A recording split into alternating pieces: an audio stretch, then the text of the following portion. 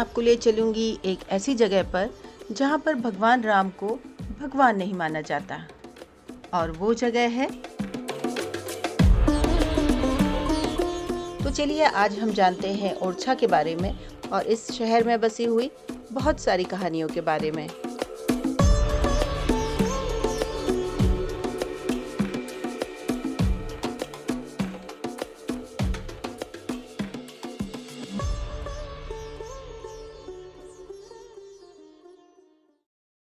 ये यहाँ पर सहकारी केंद्रीय बैंक है। पुरानी जगह है तो पुराने तरीके से ही बना हुआ है, और यहाँ आपको छोटी छोटी है दुकानें खाने पीने के लिए चुटपुट मिल जाएंगी।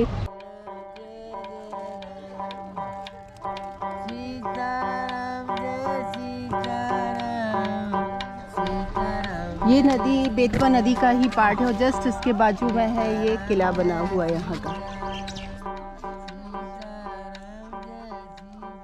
Hello, welcome back. और हम पहुंच गए हैं राम राजा के शहर में, ओरछा में।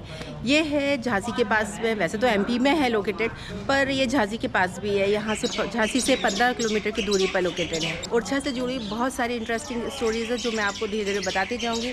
तो सबसे पहले हम चलते हैं किला देखने के लिए।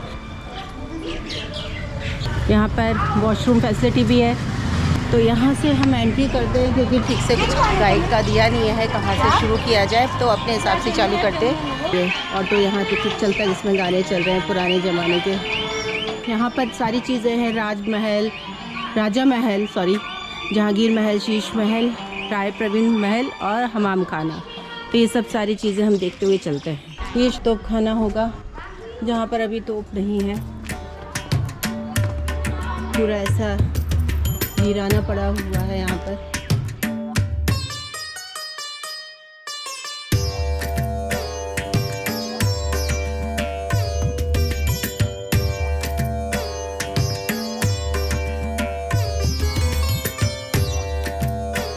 तो अभी हम ओरछा के बारे में मैं आपको थोड़ी सा डिटेल बताती हूँ। तो ओरछा का नाम है, बहुत पहले रुद्र प्रताप सिंह जो राजा थे वो यहाँ आए थे और शिकार करने के लिए। तो उन्होंने यहाँ पर ये जगह देखी कि ऐसे छुपी हुई जगह है और काफ़ी अच्छी है, टापू जैसी है, चारों तरफ पानी है, तो इसलिए उसका नाम इसका मुँह से उनका निकला ओरछा, क्योंकि हिडन प्लेस को ओरछा भी कहते हैं। तो उसके नाम पे ये प्लेस का नाम पड़ा ओरछा, और यहाँ पर उन्होंने स्टार्ट किया था काम करवाना, यहाँ महल बनवाना। ये पहले की बनी हुई जालियां हैं।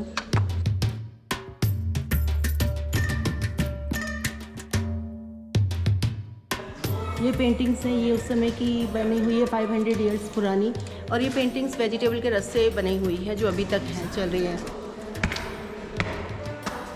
ये आपको जो दिख रहा है इसमें ये दीवाने आम उस समय का कहलाता है। यहाँ पर ये सामने जो जगह है राजा के बैठने की जगह थी, और इस जगह पे जो थोड़ी और ऊंची जगह है ये मंत्रियों वगैरह के बैठने की जगह है।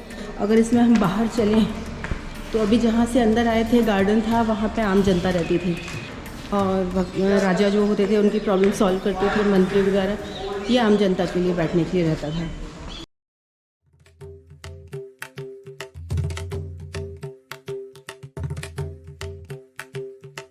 ये गेट ईस्ट के साइड के है जो ओपन है।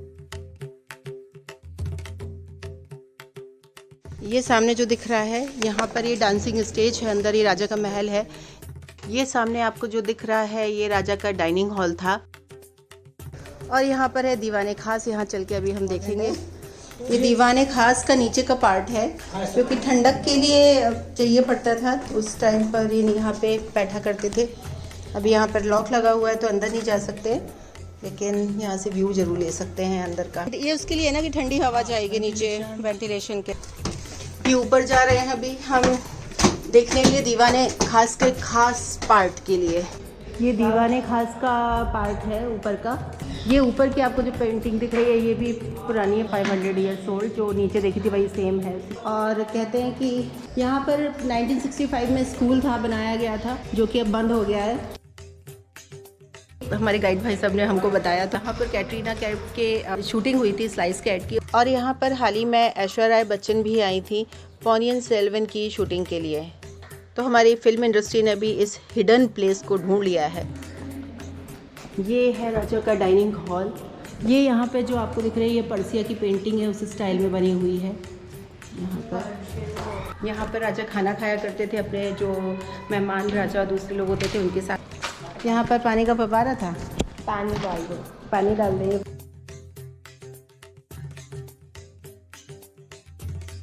यहाँ पर मेन ये राजा का रूम है, ये वाला और ऊपर वाला, और बाकी साइड में रानी के रूम हैं। तो सबसे पहले ये हम अंदर आए हैं देखने के लिए। राजा थे मधुकर शाह, उनकी जो सबसे बड़ी रानी थी गणेश कुंवर, उनका ये रूम देखने के लिए आए। वो भक्त थी राम की बहुत बड़ी, तो उनकी भगवान विष्णु के सभी अवतार और भगवान राम की पेंटिंग्स हैं। समुद्र मंथन। अच्छा, ये समुद्र। और यहाँ पर देखिए दतिया के राजा थे अफ्रीका का, एक कहानी है। दतिया के राजा अफ्रीका बहुत बड़ा जानवर को मारा, उसका नाम रखा हाथी से बड़ा हक्कू चिड़िया। तो बड़ा जानवर होता होगा हाथी से बड़ा, तो इसको उन्होंने नाम रखा चुंगल चिड़िया, हक्कू चिड़िया शायद रहा हो। 5 साल पुरानी पेंटिंग है। सामने रानी का रसोई किचन जुड़ जाएगा जैसे रूम, और फिर जो आप देखें हलवाई सामान रखने के लिए बड़ी छोटी अलमारी है, सामान में आ जाता है। और इसके बीच में है ये सीक्रेट टनल के लिए रास्ता जो हम चलेंगे। तो युद्ध के समय में ये होता था, अच्छा, स्केप करने के लिए, स्केप बचने के लिए। अच्छा, तो कहाँ सारे महल आपस में जुड़े। उस समय राजा कहीं भी जा सकते थे, नीचे सब कनेक्टेड है। चाहे वो रामाजा मंदिर हो, चतुर्ज मंदिर हो, जहांगीर महल हो, या नदी का छतरिया हो। अच्छा, तो ये उस समय के काम के थे। अब सरकार नहीं जाने देती, क्योंकि कई लोग जाते खजाने चक्कर में। नीचे जाते खो जाते, वापस नहीं आते, कई लोग खो गए। ये अंदर है। ये तो पूरा घुप अंधेरा है। मुझे डर लग रहा है। हाँ, बट यहाँ पे डर लग रहा है, वहाँ पे नहीं लग। एक और दिखा है। एक और टनल है, ये टनल है, ये भी बंद है, दिख ही नहीं रहा है बिल्कुल। लेकिन एकदम हालत इसकी वो हो गई है। दोबारा बनी। ये क्या है? ये नीचे ये रूम होंगे, उसके लिए हवा और लाइट जाने के लिए ये बनाया हुआ है। बाकी गवर्नमेंट ने बंद कर दिए गए हैं ये सब, बस कुछ खोल के रखे हैं देखने के लिए, टूरिस्ट के लिए। पूरा एकदम खंडहर जैसा हो चुका है।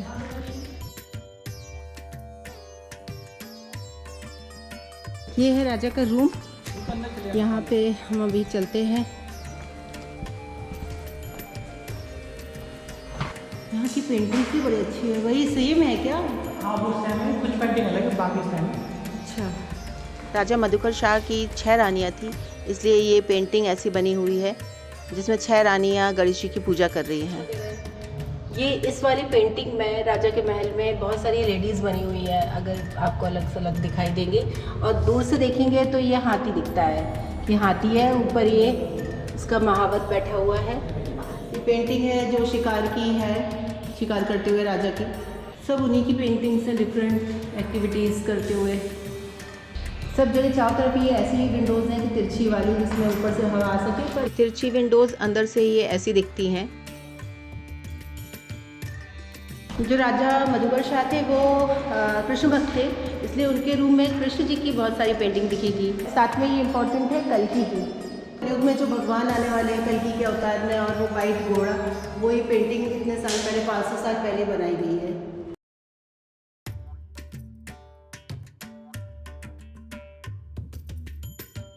तो ये जो राम राजा का मंदिर है, इसकी और ये महल की स्टोरीज है।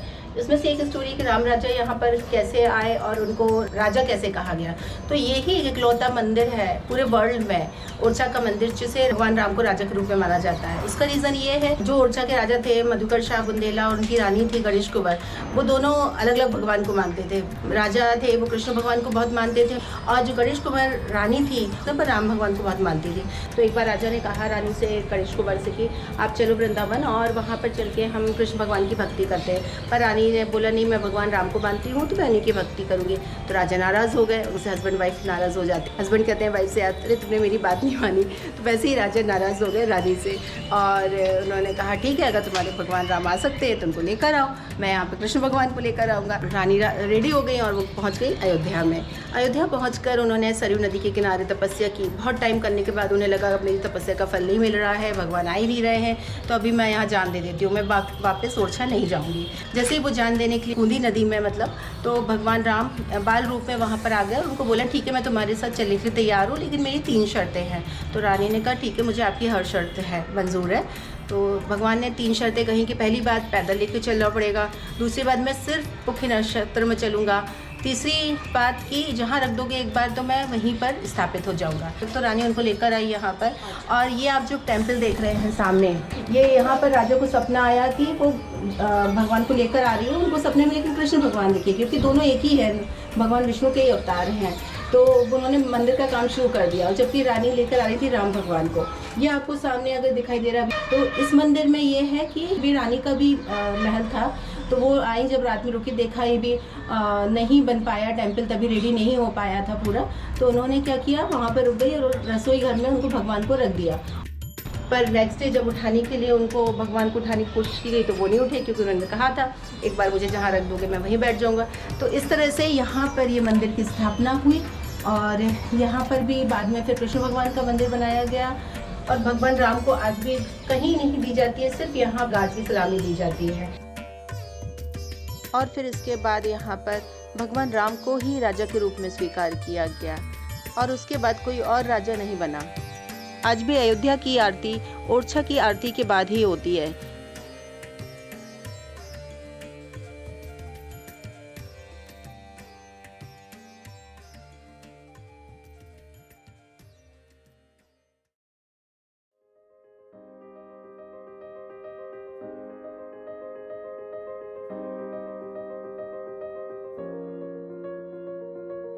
यह है शीश महल, जो कि अभी होटल में कन्वर्ट हो गया है। यहाँ पे रुकने और रेस्टोरेंट दोनों का चार्जेस है। तो ये अभी हम आ गए हैं जहांगीर महल। ये बहुत ही खूबसूरत है।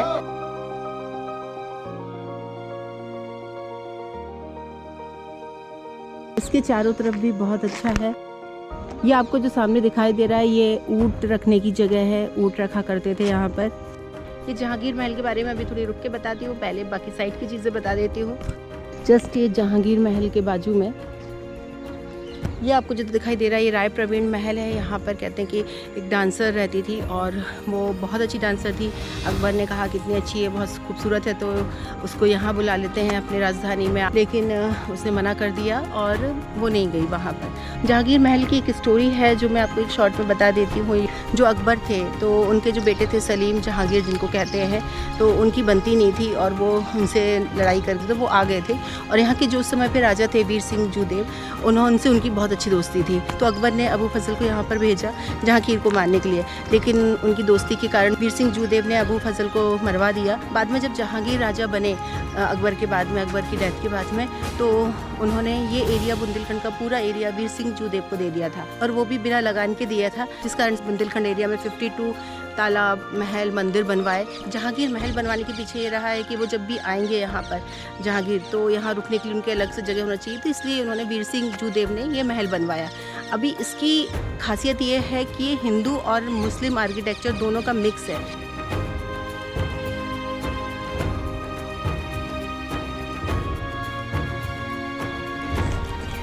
तो मतलब सिर्फ एक बार आए हैं जहांगीर, उसके लिए इतना बड़ा खर्चा किया गया।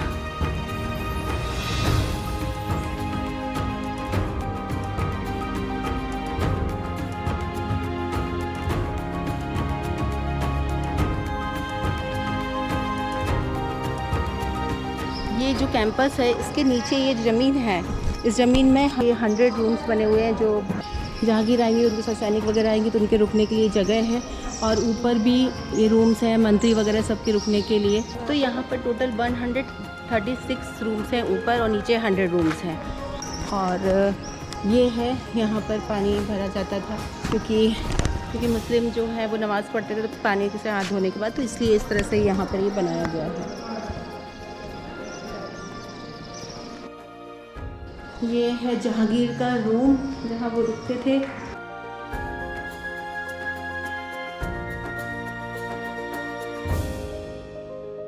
ये वो जगह है जहाँ से पूरा ओरछा दिखता है। यहाँ से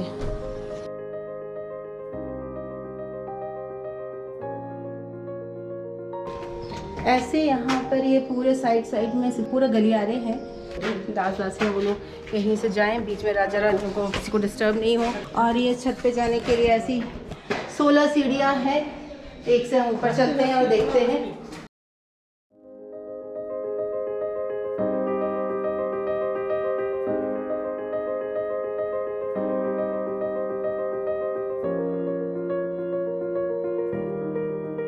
ये जो नीचे दिख रहा है ये हाथी घोड़े बांधने की जगह है।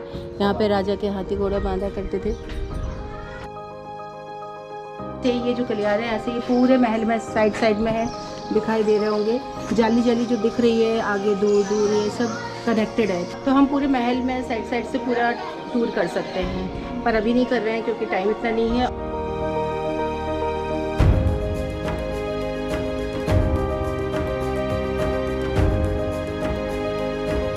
ये जो आपको दिख रहा है स्ट्रक्चर, इसमें ऊपर है कमल जो हिंदू कल्चर को रिप्रेजेंट करता है और फिर गुंबद जो मुस्लिम कल्चर को रिप्रेजेंट करती है। तो इस तरह से दोनों का मिक्स है। ये ब्लू और ग्रीन जो आप ये पर्शियन टाइल्स का ही कुछ रिमेन्स है, बाकी तो सब हट गई है। ग्रीन शो करेगा मुस्लिम का and then again blue Hindu का। तो अभी हम नीचे चलते हैं। बहुत ऊंची ऊंची सीढ़ियाँ हैं।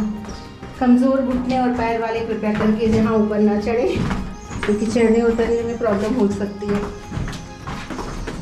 बहुत ज़्यादा भूल भुलैया है यहाँ पर, समझ में ही नहीं आए कहाँ से घुसना है कहाँ से निकलना है।